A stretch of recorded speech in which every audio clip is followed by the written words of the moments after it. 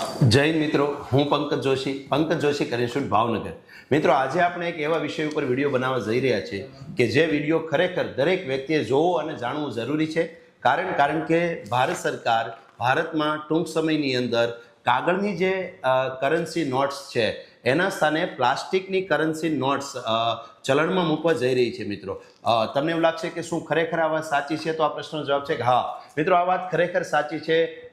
અને કદાચ એવું બનશે કે ભવિષ્યમાં ભારતમાં આ જે કાગળની ચલણી નોટો છે એ એક ઇતિહાસ બની જશે, અથવા તો ભારતમાં આ જે કાગળની ચલણી નોટો છે એ એક ભૂતકાળ બની જશે।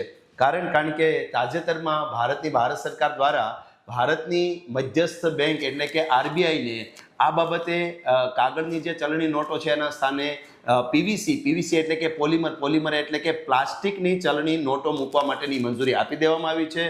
અને બીજું એ કે ઓલરેડી આ બાબતે ભારતના આરબીઆઈના ગવર્નર સંજય મલ્હોત્રા દ્વારા પણ સ્પષ્ટતા કરી દેવામાં આવી છે મિત્રો કે હા, આરબીઆઈ પોતે ભારતમાં પ્લાસ્ટિકની ચલણી નોટો મૂકવાની તૈયારી કરી રહી છે। આરબીઆઈ પોતે આ બાબતે ખૂબ પાકા પાયે કામ કરી રહી છે।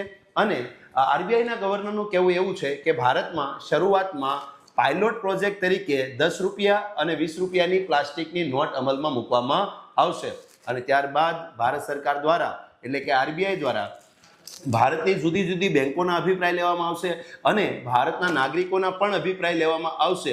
અને જો આ બાબતે પોઝિટિવ અભિપ્રાય મળશે તો ભારત સરકારની ગણતરી એવી છે કે આવનારા 5 વર્ષની અંદર ભારતની અંદર જે કાગળની ચલણી નોટો છે માર્કેટમાં એને સંપૂર્ણપણે પરત ખેંચી લેવી અને એના સ્થાને તમામ દરની પ્લાસ્ટિકની નોટો અમલમાં મૂકી દેવી કે ચલણમાં મૂકી દેવી। તો અહીંયા નોંધો મિત્રો કે ભારત સરકાર શરૂઆતમાં પાયલટ પ્રોજેક્ટ તરીકે રૂપિયા 10 અને 20ની નોટો છે એને પ્લાસ્ટિકની નોટો તરીકે ચલણમાં મૂકશે, અને જો આ પ્રયોગમાં સરકારને સફળતા મળશે તો લગભગ 5 વર્ષની અંદર સરકાર ભારતમાં માર્કેટમાંથી તમામ પ્રકારની કાગળની નોટો પરત ખેંચી લેશે અને એના સ્થાને ભારતમાં ચલણી નોટો એટલે કે પીવીસીની નોટો એટલે કે પોલીવિનાઇલ ક્લોરાઇડની નોટ એટલે કે પોલિમર નોટ્સ અમલમાં મૂકવા જઈ રહી છે, ચલણમાં મૂકવા જઈ રહી છે। અને બીજું એ કે મિત્રો, ભારતમાં આ પ્રકારની ચલણી નોટો પ્લાસ્ટિકની ચલણી નોટો મૂકવી અમલમાં એ કોઈ નવો વિચાર નથી। કારણ કે ઓલરેડી વર્ષ 2012માં પણ ભારત સરકાર દ્વારા એક વખત આ પ્રકારનો નિર્ણય લેવામાં આવેલો, અને ત્યારે તો ભારત સરકારે પાયલોટ પ્રોજેક્ટ તરીકે રૂપિયા 10 એટલે કે 10 રૂપિયાની નોટ પ્લાસ્ટિકની નોટ અમલમાં કે ચલણમાં મૂકવાનું વિચારેલું, અને સાથે સાથે ભારત સરકારે ભારતના કેટલાક એવા શહેરો પસંદ કરેલા 2012માં કે જે શહેરોમાં આબોહવાકીય વૈવિધ્ય જોવા મળતું હોય, દાખલા તરીકે શિમલા છે, દાખલા તરીકે મૈસૂર છે, દાખલા તરીકે જયપુર છે। આ પ્રકારના એવા શહેરો પસંદ કર્યા કે જેની અંદર આબોહવાકીય વૈવિધ્ય વધારે હોય, અને તેથી આ પ્લાસ્ટિકની જે નોટ્સ છે એની ઉપર ભેજની અસર કેવી થાય છે, તાપમાનની કે ગરમીની અસર કેવી થાય છે, આ બાબતે અભ્યાસ કરવા માટે અને ભારતમાં પ્લાસ્ટિકની ચલણી નોટો અમલમાં મૂકવા માટે ઓલરેડી ભારત સરકાર દ્વારા વર્ષ 2012માં એક વખત આ પ્રકારનો પ્રોજેક્ટ વિચારવામાં આવેલો, પરંતુ જે તે સમયે ટેકનિકલ ખામી સર્જાવાના કારણે ભારત સરકારે આ પ્રોજેક્ટને પડતો મૂકેલો। પરંતુ વર્તમાન સ્થિતિની વાત કરો તો ભારત સરકારે સંપૂર્ણ રીતે ભારતમાં પ્લાસ્ટિકની ચલણી નોટો અમલમાં મૂકવા માટે પોતાનું મન બનાવી લીધું છે।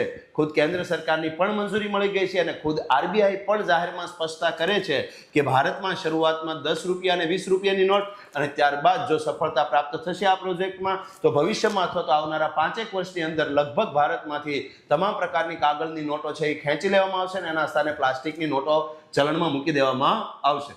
અને બીજી વાત કરીએ તો મિત્રો, પ્લાસ્ટિકની નોટ ચલણમાં મૂકવી એ પણ કોઈ નવી વાત નથી। વર્તમાનની વાત કરો અને વિશ્વની વાત કરો તો લગભગ વિશ્વના 60 દેશો અત્યારે એવા છે જે દેશની અંદર ઓલરેડી પ્લાસ્ટિકનું ચલણ અથવા તો પ્લાસ્ટિકની નોટ એટલે કે પોલિમર નોટ્સ ઓલરેડી અમલમાં છે। અને જો વિશ્વના પ્રથમ દેશની વાત કરો તો આખા વિશ્વની અંદર પ્લાસ્ટિક નોટ ચલણ તરીકે અમલમાં મૂકનારો વિશ્વનો પહેલો દેશ ઓસ્ટ્રેલિયા છે। મિત્રો, ઓસ્ટ્રેલિયાએ વર્ષ 1988ની અંદર પોતાના દેશની અંદર પ્રથમ વખત પ્લાસ્ટિકનું ચલણ એટલે કે પ્લાસ્ટિકની નોટ અમલમાં મૂકેલી। અને બીજો મુદ્દો એ કે હવે તમારા મનમાં મિત્રો એવો સવાલ થાય કે સાહેબ શું મતલબ આનો, કાગળની નોટમાં શું વાંધો છે? અને શા માટે ભારતમાં પ્લાસ્ટિકની નોટને ચલણમાં મૂકવી જોઈએ? તો એના ઘણા બધા કારણો છે મિત્રો. એક કારણ એ છે કે આ જે નોટ્સ છે એ છાપવામાં સરકારને ઘણો બધો ખર્ચ થાય છે મિત્રો. અને બીજો મુદ્દો એ કે આ જે નોટ્સ છે એ ખૂબ જલ્દી ખરાબ થઈ જાય છે મિત્રો, ખૂબ જલ્દી ફાટી જાય છે, અથવા આની ઉપર ખૂબ જલ્દી ડાઘ લાગી જાય છે, ચોળાઈ જાય છે. અને તેથી ભારત સરકાર છે આના સ્થાને નવી નોટ લાવવા માંગે છે, પ્લાસ્ટિકની નોટ લાવવા માંગે છે.